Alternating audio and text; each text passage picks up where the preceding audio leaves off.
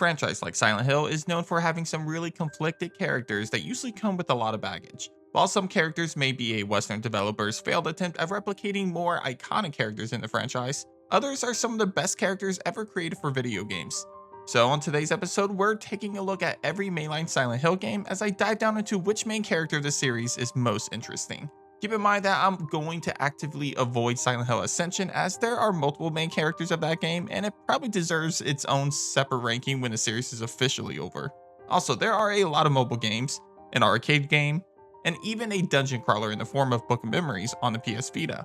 To keep things simple, I'm going to avoid all of these as one, with the exception of Book of Memories, I've never played any of them, and two, none of them are technically mainline entries of the series. Oh, and spoiler warning obviously for the Silent Hill games, as I'll be diving down into each character's background and history, which obviously reveals some major plot points in the games. Before we jump into today's topic though, let me remind you guys that if you haven't already, please hit that subscribe button and that like button. It really helps the channel out, and for those of you that want to go above and beyond by supporting Nerd Space, you can head over to my channel's homepage and click the join button to become a STARS member. Anyway, with my longest introduction to a video out of the way, my name is Ruben with Nerd Space Games, and this is every single Silent Hill main character ranked from worst to best. Let's get it. Number 8, Alex Shepard, Silent Hill Homecoming. Jesus, what the hell is going on here? I don't know. But every day there are more flyers to put up. Every day more people disappear. I had no idea. And if you did, would you have done anything about it? Yeah, I would have come back for Josh, gotten him the hell out of here. God knows what kind of trouble he's in now. Unfortunately, Alex starts this list off as the worst main character of the Silent Hill franchise, and honestly, I don't even know where to begin. Sure, the game he comes from doesn't really help his case at all, as it's one of those Western developed Silent Hill games, and we all know that they get a bad rep. But personally, I don't find the game to be as bad as most people. My main issue with Silent Hill Homecoming comes from the main character, Alex. In my opinion, the character of Alex looked like a poor imitation by Double Helix, added an attempt to ride off the coattails of a different character of the franchise, James Sunderland. As a matter of fact, they even brought back Pyramid Head to help emphasize the similarities to James, despite the very decision ruining the lore of Silent Hill 2. At the start of the game, we learn Alex is returning from war after being in the hospital due to injuries he received on the battlefield. Upon returning to his hometown of Shepherd's Glen, an establishment just across the Toluca Lake from Silent Hill, Alex realizes that the town is a ghost town that's being attacked by monsters. Throughout the game, there are hints to the fact that his family is hiding something regarding his brother Josh. Well, as it turns out, his brother drowned due to an accident caused by Alex, which in turn put him inside a mental hospital until his release. Alex had created a false reality of being a soldier injured in war to cover up his feelings of guilt about the death of his brother. So basically, Silent Hill Homecoming decided to take the one interesting trait about Alex and make it all make-believe basically. Great job, Double Helix, that was a brilliant move. There's a lot more to the game, including the fact that families are sacrificing their own children, but since we're focusing on Alex, we don't need to dive too much into all of this. Throughout the game, Alex comes off as one of the most boring and uninteresting characters in the series due to the lack of creativity behind his backstory and the predictable big twists of the game. Sure, there are others that we'll talk about that ruins other versions of themselves from previous games and even more unlikable characters than Alex, but Alex in my opinion remains to be the Silent Hill main character with the least amount of creativity involved, and honestly feels out of place for the franchise. Number 7, Henry Townshend, Silent Hill 4. I don't know where to start. There was this strange hole in my room. I saw people getting killed. All these weird other worlds. And I saw you get attacked too. Okay, so I know some of you guys are going to hit up those comments and you're going to hate me for putting Henry so low on this list. And I want to start this off by saying that I don't hate Henry's character. I just don't love him either. I'm kind of indifferent about him, which is probably why he isn't farther up on this list. Granted, he's at least interesting enough to earn a spot higher than Alex, who, as I said multiple times, is probably the least creative and innovative main character of the franchise. Anyway, Henry is a photographer that moved into room 302 2 years before the game started. 5 days prior to the game, he finds himself locked in his own apartment and he's unable to escape. Eventually, an opening appears in his bathroom, which connects him to the other worlds. Each world allows Henry to connect with different characters. Cynthia in the subway world, Jasper in the forest world, and so on until he eventually teams up with Eileen for the rest of the game, starting with the hospital world. As it turns out, Henry is following the footsteps of a deceased serial killer, Walter Sullivan, a man that we've seen some notes on in previous games. And as the game goes on, Walter Sullivan's spirit apparently lives on, and he's looking to do the ritual that he believes will bring his mother back to life in room 302. The ritual consists of killing 21 people, which throughout the game we see the spirit killing a few more people, with Eileen and Henry intended to be the 20th and the 21st victims. Depending on the decisions throughout the game, Henry and Eileen can be saved, and we find them moving away from the apartment while Walter's spirit dies for good. The main issue with Henry compared to the rest of the main characters is that he's just a regular guy. Silent Hill has always explored conflicted and flawed main characters.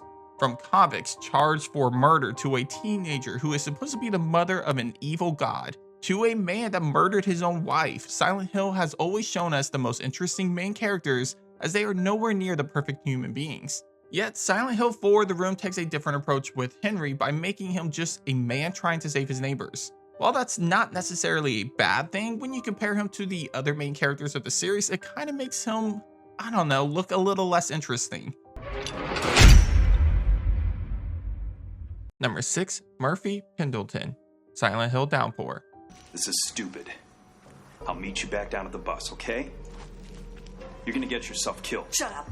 So one of the most mixed main characters in the Silent Hill franchise is none other than Murphy from Silent Hill Downpour.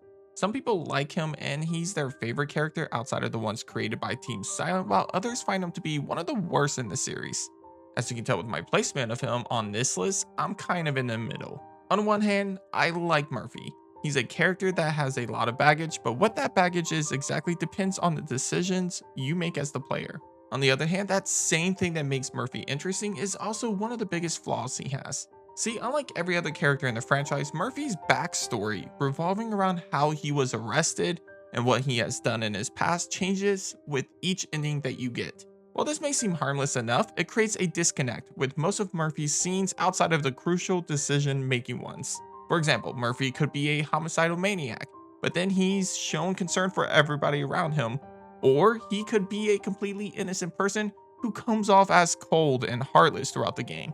Let's start with the similar traits no matter what ending you get though. Firstly, we know Murphy is in prison for something, but we don't know what. We know that prior to him ending up in jail, his son was killed. Everything else about Murphy's past from this point on changes based on the ending. So in the worst ending, we can see that Murphy is actually a murderer who is being charged for drowning his own son and killing Anne's father, Frank. In a different ending, we learn that Murphy's son was killed by his neighbor, in which Murphy lands himself in prison so that he's able to confront and kill him. Because of owing a dirty cop a favor for that, he's tricked into almost attacking an innocent officer, but when he refuses, the dirty cop does the deed himself, in which he pins the blame on Murphy. As you can see, just these two endings alone completely changed the backstory of Murphy Pendleton, making him a little harder to understand as a character. While I respected Silent Hill Downpour for allowing such a big shift in the endings of the game based on the consequences of your actions, I wish the story leading up to the start of the game remained consistent enough, as doing what they did ultimately hurt Murphy as a main character of the series. Especially when you can tell that the writing and delivery behind Murphy's lines were made to be as neutral and as emotionless as possible so that it could work in the favor of whichever ending you went with, despite it ultimately hurting Murphy's personality. Number 5, Harry Mason, Cheryl Mason, Shattered Memories. You know this has nothing to do with you, right? Even though Mom and Dad don't love each other anymore, we both love you. And we always will. Now, come on. So if you've never played Shattered Memories, then you're probably pretty confused with this entry, since I'm including two separate characters as the main character of this game.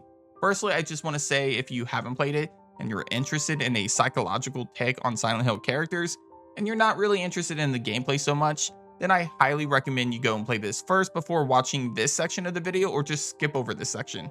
For those of you still with me though, Silent Hill Shattered Memories is technically a reimagining of the first game, but not in the way that you might have expected it to be. While it still features a dark world and the foggy town of Silent Hill, the game changes just about everything else. You follow Harry Mason, sort of, as he's searching for his missing daughter after he crashed just outside of the town of Silent Hill.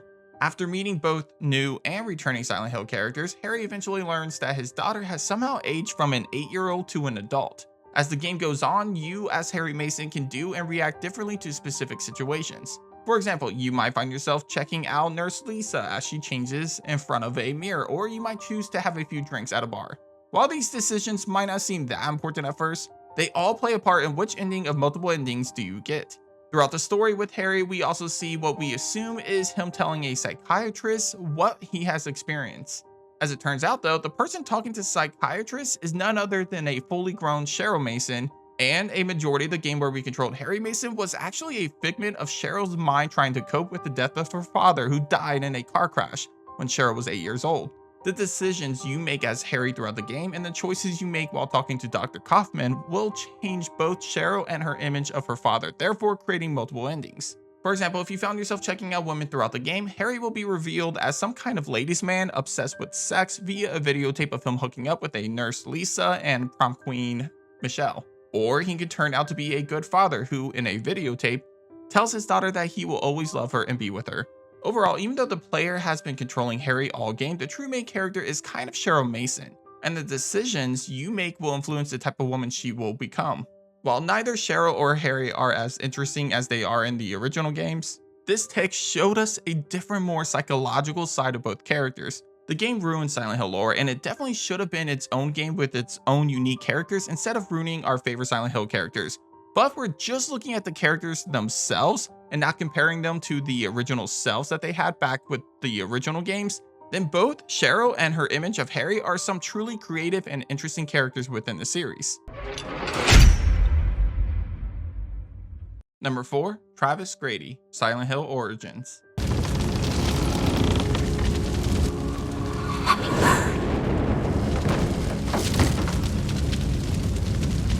You're coming with me.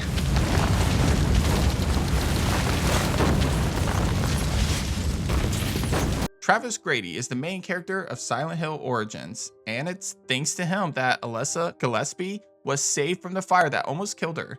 A lot of the hardcore fans dislike Silent Hill Origins because of the way it sort of ruined the lore surrounding Alyssa, and therefore Travis Grady doesn't get a lot of love either. But that discussion is for a different video for when I rank the games. Instead, I want to focus on Travis, who I believe is one of the most interesting characters in Silent Hill. In fact, he's easily the most interesting main character from the Western developed Silent Hill games.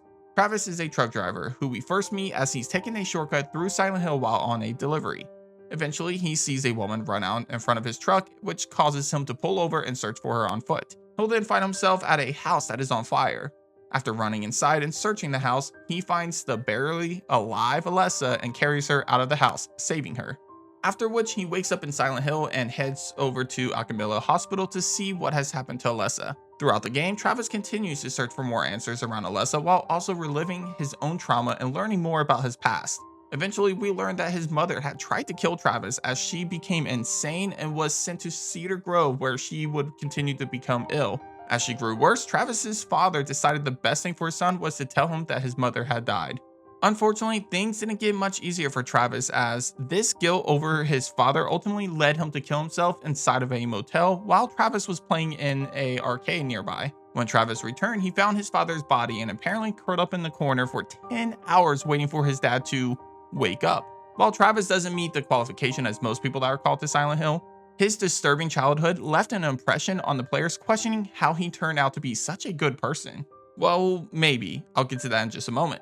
Eventually, he helps Alyssa and allows her to split her soul, which creates Cheryl Mason and sets up the events of the first game. We do eventually see Travis Grady again, or at least what looks like him, in Silent Hill Homecoming, but outside of that, we never hear from Travis again.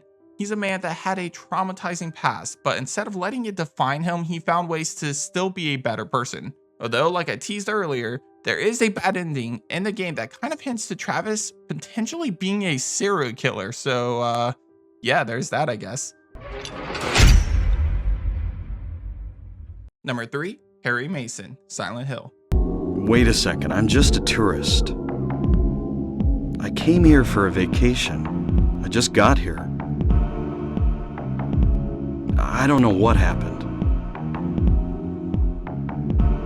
I'd like to find out myself. Uh-huh. Have you seen a little girl? Just turned 7 last month, short, black hair.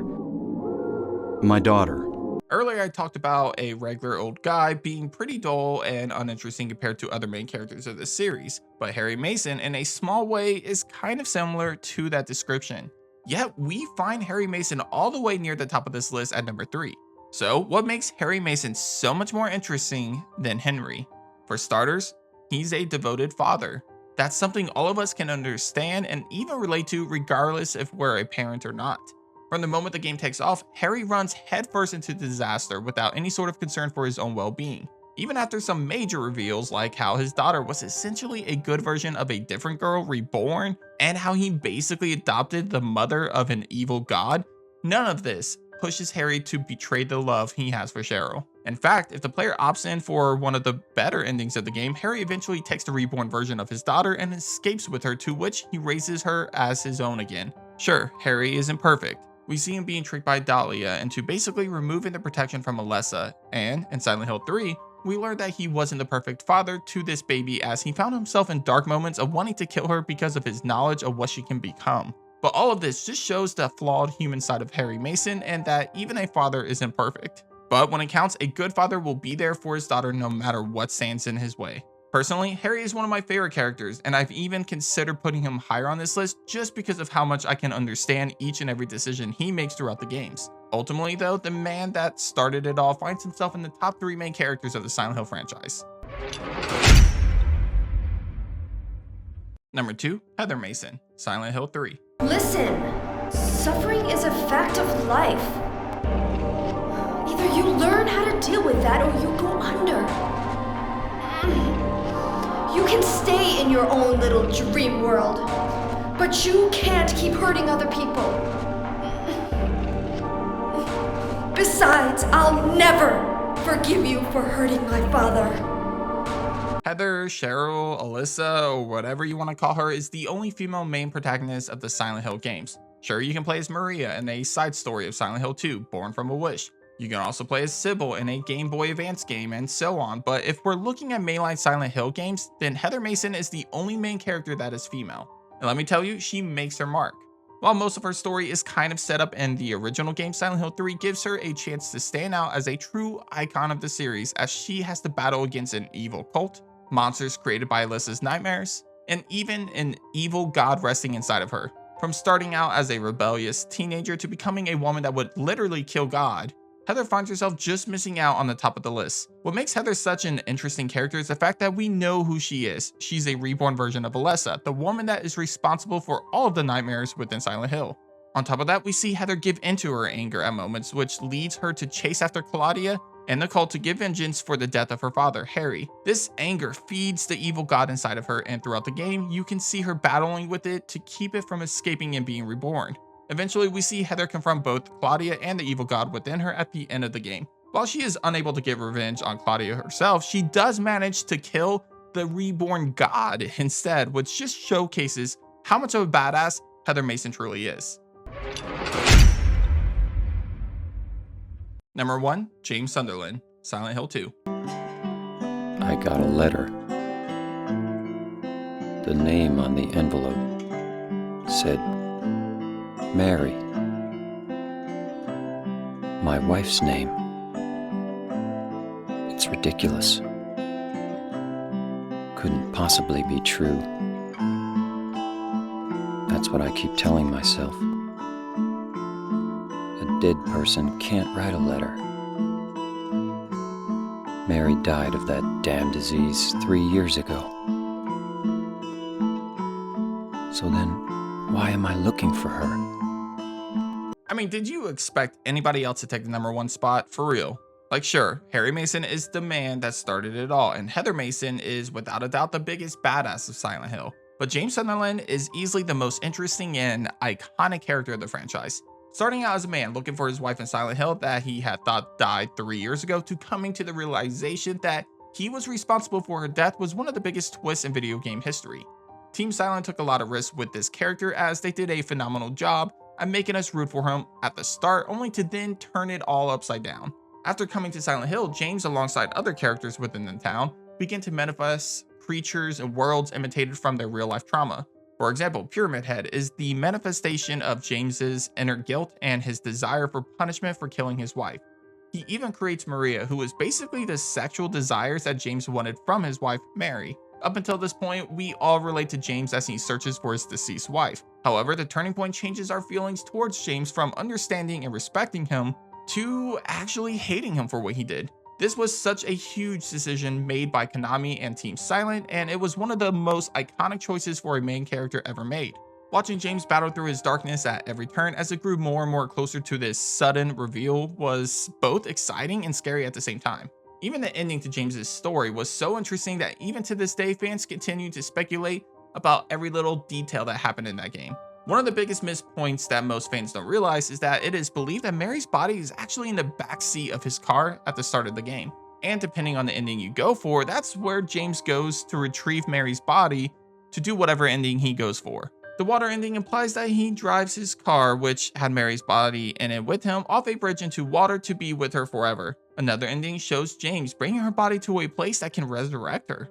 Overall, James Sunderland is one of the most intriguing characters of the franchise, despite him making the turn from hero to a villain by the end of the story.